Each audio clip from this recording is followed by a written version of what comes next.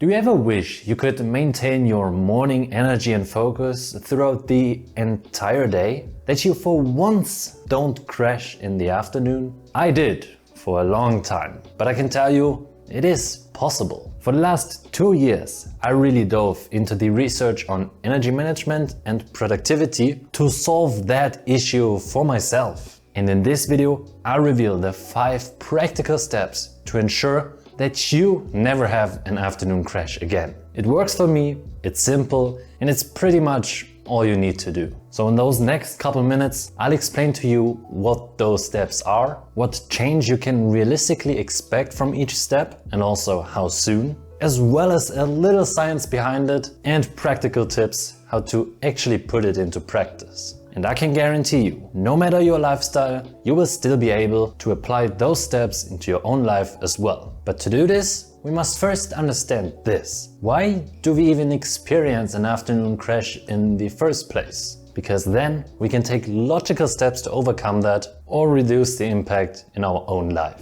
So to understand the afternoon crash, we must start in the morning. As we wake up in the morning, 2 neurotransmitters, acetylcholine, probably pronounced that wrong, but whatever, and norepinephrine increase, which promotes wakefulness and alertness. At the same time, we release cortisol in the early morning, which gives us an energy boost. Okay, let's go. And another thing called adenosine, which makes you tired, slowly starts to build up in the morning. So that's the foundation we're working with. And all that leads to you naturally being focused and alert in the morning, but then slowly become tired, more lazy and sleepy as the day goes on. So fading alertness, focus and energy are 100% normal. But also, you can do different things to reduce that decrease of energy and focus and stay in an optimal state for longer. If you follow the 5 steps in this video, you will be able to stay productive for way longer and you will be able to still focus and bring up high energy even later in the day. I'm doing all of those 5 things myself and it really is a game changer. And if you do all those 5 things, especially the last one, it's almost impossible that you have an afternoon crash. But you're probably asking by now,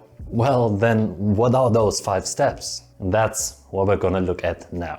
Now I'm gonna start off with probably the most impactful thing for me personally. It's something you're probably doing wrong if you crash every afternoon. And don't worry, I did that same thing for many years myself. Remember how I said that adenosine slowly starts to build up throughout the day? It's a neurotransmitter that makes you tired. So the longer you stay up, the more tired you will be. But caffeine consumption blocks adenosine. And that's why you don't get tired when you drink caffeine, but it's also why you crash in the afternoon if you have caffeine too early in the day. Andrew Huberman talks a lot about this. Maybe you heard of it by now, but what you should do is to not drink any caffeine for 90 to 120 minutes after you wake up. This lets the adenosine do its thing in the morning and then you just don't crash in the afternoon. And also, don't worry, cortisol is released in the morning, which is actually good in that case because it naturally wakes you up. So once you get used to it, you don't even need that caffeine right after you wake up.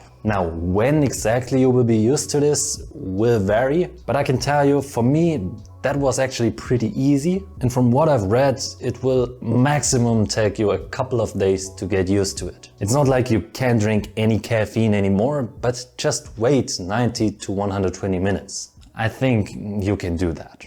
Now this next step is also incredibly important and something many people underestimate. And again, I did it too. Now another thing that affects our energy and then leads to tiredness and energy crashes, like the afternoon crash, is to some extent blood sugar spikes. Or actually the crashes afterwards, of course. Every time you eat carbohydrates, you will get an energy boost for a bit. But then also you crash when that blood sugar drops again. And that effect partly increases the more you eat. Of course, that's not the only factor, but an important one, especially also because your body needs more energy to digest. And that's why there are 2 extremely powerful things that you can or probably should do to have more energy throughout the entire day. Number 1, is to just have less of those blood sugar level changes, aka just stop eating carbs. You can survive and thrive on 0 grams of carbs. You can look up a keto diet, for example. Or thing number 2, if you want to have carbs, then simply eat less during the day, especially early in the day and during your lunch break.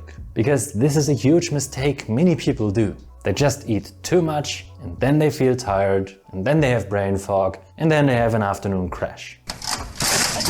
If you ever worked in an office, you know it's true. But you can be smarter. Option A, again, just have a no or at least low carb lunch, like I don't know, eat a salad, eggs, steak. Or option B is to just not eat much, only until you're about 60% full. Both of those options can really help you to maintain high energy levels and good alertness and focus too, because your blood sugar doesn't spike and then crash, and you don't need a lot of energy to digest. You may need a little bit of time to get used to it, but it might even work from day one.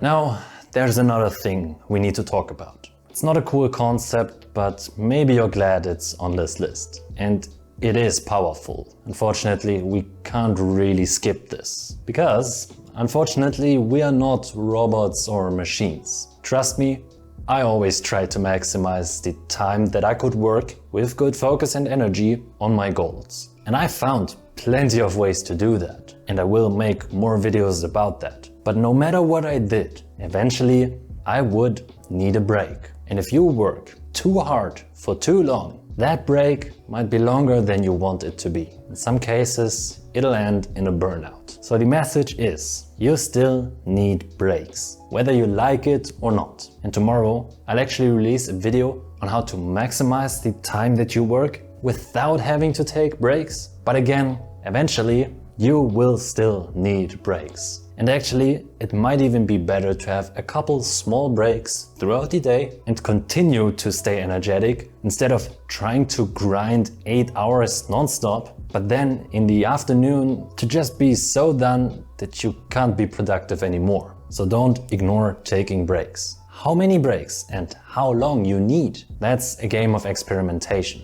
That's gonna be up to you, that's gonna be individual and also dependent on the work. But like I said, we are not machines and we need some breaks. There is endless evidence that supports this too. So don't try to out-hustle yourself.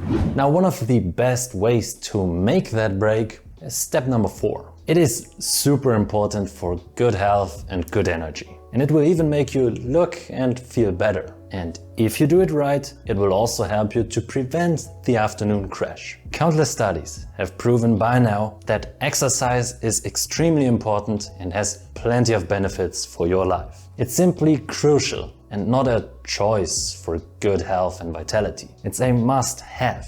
And it doesn't even have to be fancy or too exhausting. Actually, it even shouldn't be, at least if you want to prevent the afternoon crash. Because if you train very hard, you will feel tired afterwards. It drains your energy a little bit, and especially if you're not used to it. But it also increases your capacity for the next day. And then you will have more energy long term. And on one specific day, if you just train lightly or just not too much, not like a maniac 2 hours in the gym trying to hit new PRs on every exercise, then it can really be good for you. It gives your brain a break, it works out your muscles, and it makes you comfortable with a level of stress and exhaustion. And that's really good for you. So again, while you might not see immediate results, because it can take a couple of weeks to get rolling maybe, it's not a choice, it's a must-have. You have to move your body. And if you don't want to work out, at least go for a long walk, go hiking, go running, just move your body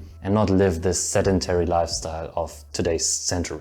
And step number 5 is also a definite must-have. You just can't ignore this. It will take a bit of effort, it can be a bit complicated, and it's also not super cool, but again, it's another must-have and not a choice. At least if you want really good energy and no more afternoon crashes. What I'm talking about is having a good foundation to work with. If your diet sucks, if your sleep sucks, your mental health sucks, you never socialize, you have no goals and plenty other things, of course the chance of you getting an afternoon crash is way higher. Now, I could talk like an hour about this, what it takes to have a good foundation, but because it's so complex, I broke it down a bit and made a very concise video about it. And that's probably what you should watch next. It's really important to have a good foundation, so don't ignore that. But of course, that's up to you. If you want to talk to me personally, you can book a call through the link in the description. Or if you want more info for free, check my 50 energy tips in the description. And then of course, have a great day, stay excellent, and bye.